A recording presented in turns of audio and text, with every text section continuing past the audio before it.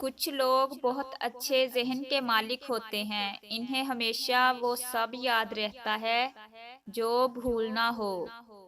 دعا ہر حال میں کرنی چاہیے۔ دعا کی قبولیت کا یقین نہ ہو تو پہلے اس یقین کے لیے دعا کرنی چاہیے۔ سچ کہنے والے مایوس ہو سکتے ہیں مگر ناکام کبھی بھی نہیں۔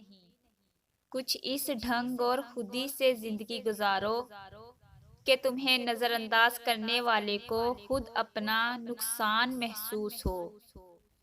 اچھی کتاب کا مطالعہ کرنا فکروں، پریشانیوں اور غیر ضروری خدشات کو پیدا نہیں ہونے دیتا۔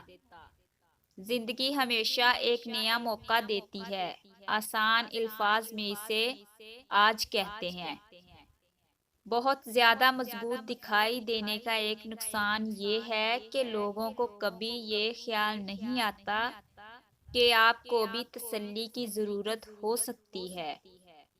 رزق اور عزت کسی کے ہاتھ میں نہیں، اللہ جسے چاہے بے حساب دیتا ہے۔ دنیا کا تمام سکون ایک طرف اور سجدے میں گڑ گڑانے کا سکون ایک طرف۔ کتنا خوبصورت احساس ہے کہ ہم اللہ تعالیٰ سے اپنے دل کی بات کرتے ہیں اور وہ سب کچھ پہلے سے جانتا ہے لیکن پھر بھی ہمیں سننا چاہتا ہے۔ اصلاح کے 100 الفاظ سے زیادہ تجربے کی ایک ٹھوکر انسان کو مضبوط بناتی ہے۔ کچھ باتیں سمجھانے پر نہیں بلکہ خود پر بیت جانے پر ہی سمجھ میں آتی ہیں۔ زندگی کا تجربہ تو نہیں پر اتنا معلوم ہے، چھوٹا آدمی بڑے موقع پر کام آ جاتا ہے اور بڑا آدمی چھوٹی سی بات پر اوقات دکھا دیتا ہے۔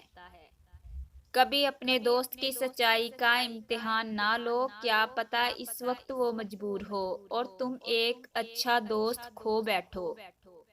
زندگی کے سفر میں ان لوگوں پر توجہ نہ دیں جو آپ کے راستے میں کھڑے تھے، بلکہ ان لوگوں کا سوچیں جو ہر مقام پر آپ کے ساتھ کھڑے تھے۔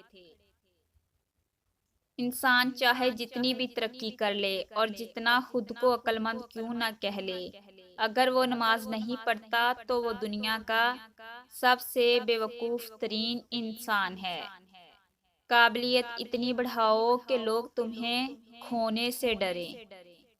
ہر چیز ہمیں ملنے کی نہیں ہوتی، کچھ چیزیں خوبصورت دھوکہ اور بدترین شر بھی ہوتی ہیں۔ اللہ کریم سے کسی چیز کے نہ ملنے پر بدگمان نہیں ہونا چاہیے۔ ہو سکتا ہے آپ کے پاس بانٹنے کے لیے کچھ نہ ہو لیکن شکر کرنے کے لیے کچھ نہ کچھ ضرور ہوگا۔ رحم، احساس، خلوص، سادگی، یہ بھی اللہ کی طرف سے نعمتیں ہیں۔ اچھی یادیں دراصل وہ لمحات ہوتی ہیں جنہیں ہم پوری طرح جیتے ہیں۔